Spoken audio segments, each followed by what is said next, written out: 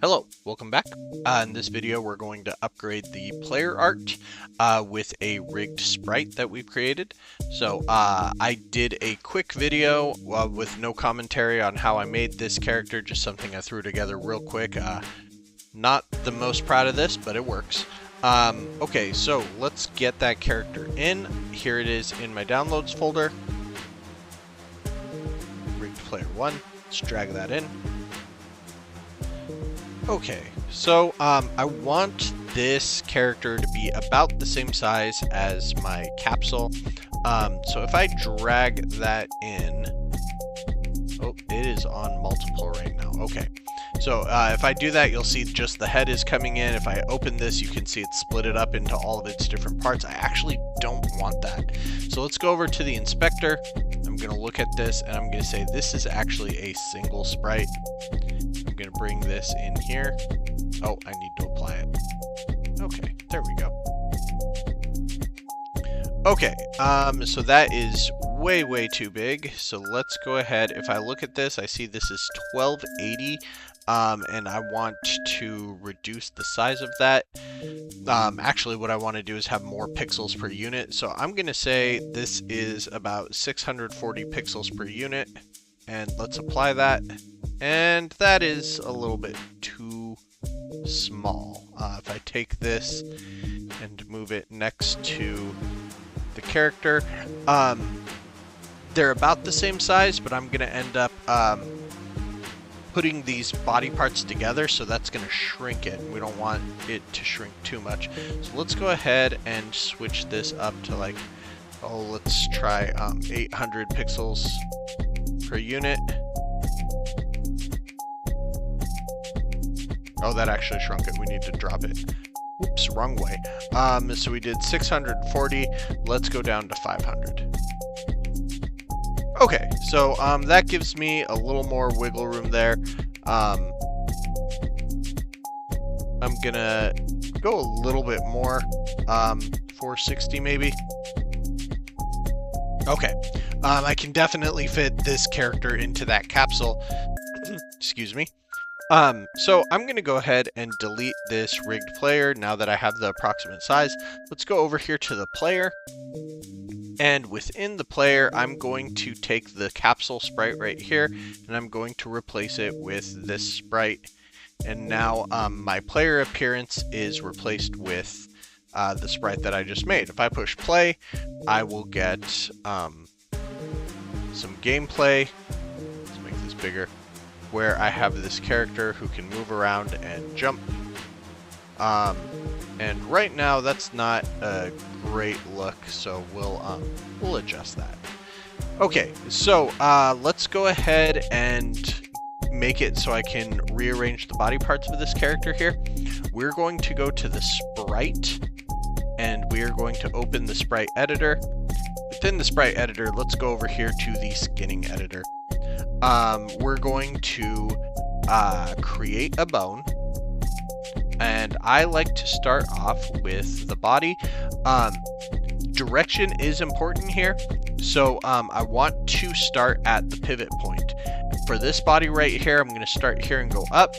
Double clicking opens up this interface. I can click once here and then drag it up to here, click again. And it's starting to create another bone. I'm going to right click to get rid of that. When I said direction is important, what I mean is this piece right here, this is the pivot point. This is going to allow me to rotate the body this way. So I want to think about which way I want to rotate it and where the pivot point should be. So for example, for the head, the pivot point is going to be right here. And then I'll just go like that, because it should be swinging around back and forth from this point. I shouldn't be swinging from this point. That would be odd. Okay, let's go ahead and do the arms.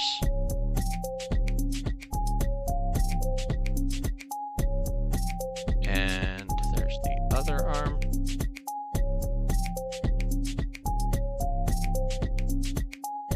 And same thing with the legs.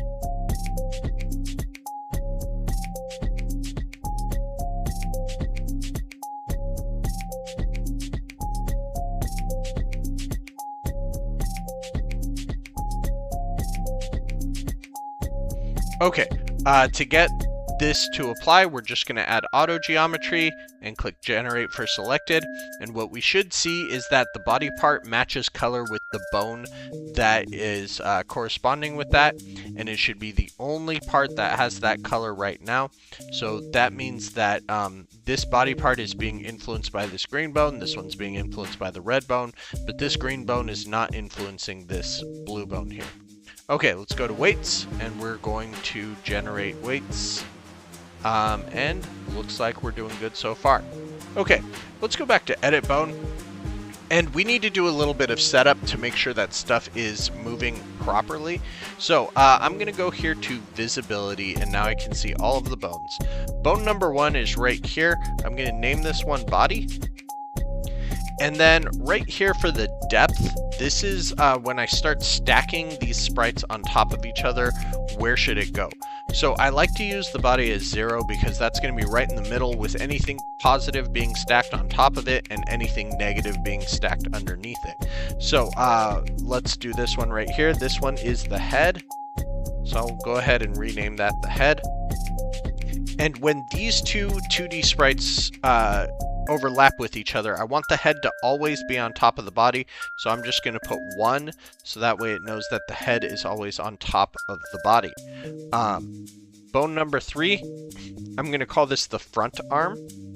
So the way I like to do that is I'm going to put,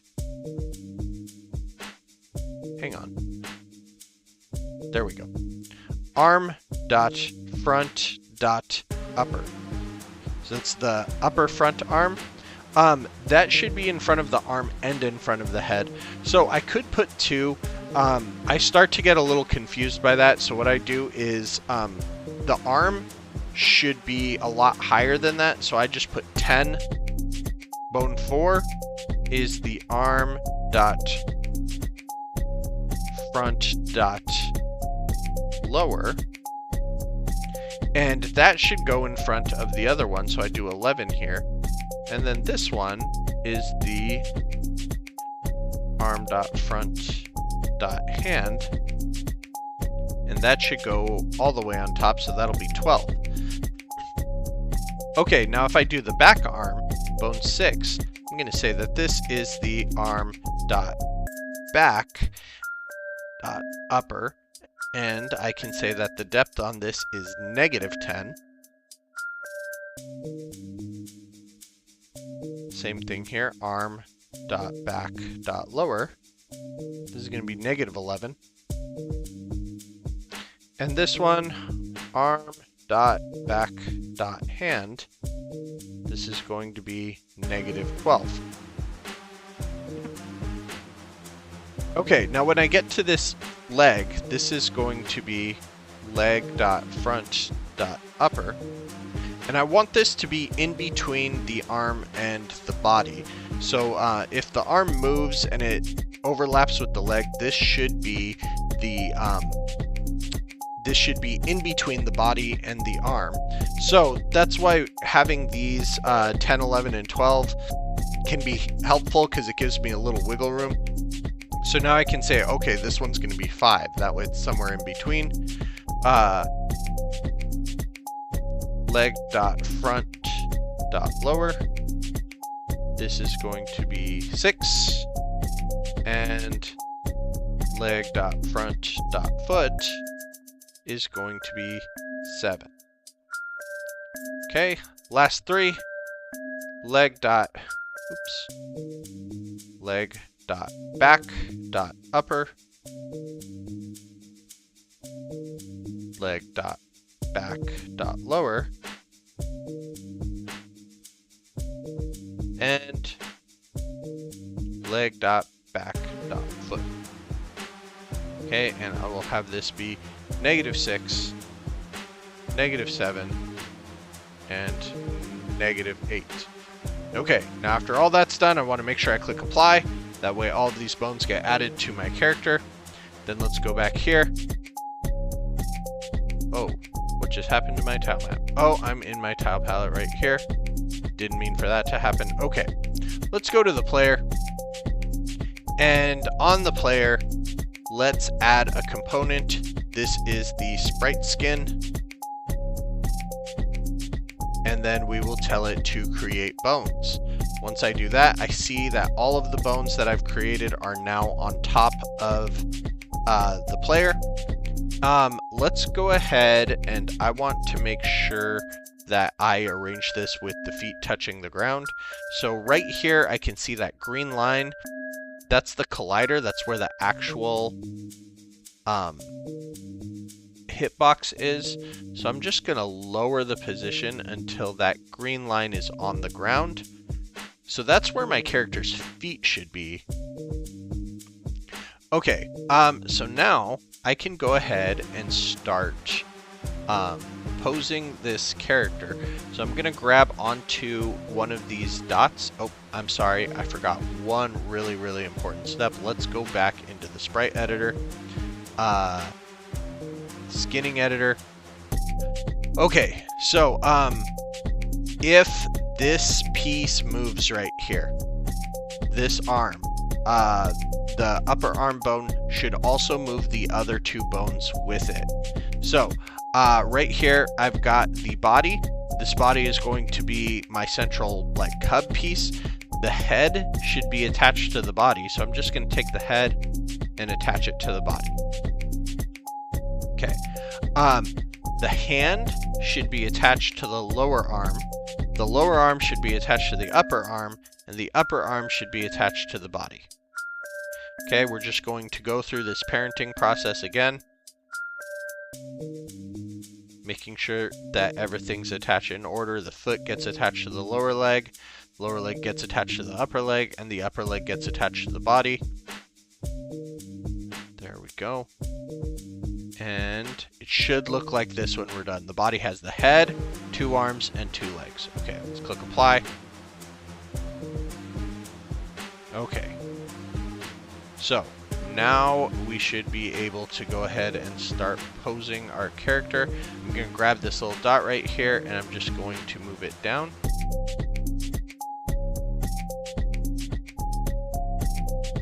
Okay. That, I may need to redo this real quick because this wasn't parented. So I'm going to go here and remove the sprite skin because I messed up. I'm going to go back in. I'm going to re-add the sprite skin, and we're going to create some bones.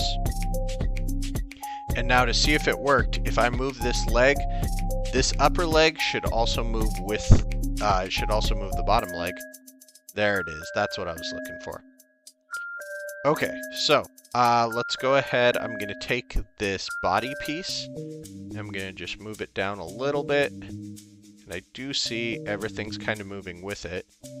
I'm going to take the front leg and move it here. I'm going to rotate it back a little bit. Put the lower leg on top of it, and then move the foot. It's right there. We've got a little bent knee action right there. Let's move it up a little bit more so it attaches to the pants.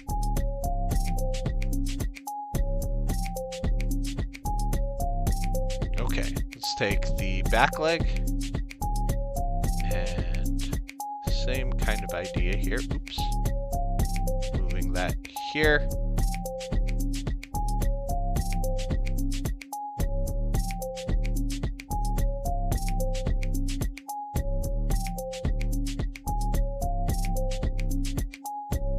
Okay, we can move the head down and put these arms into position.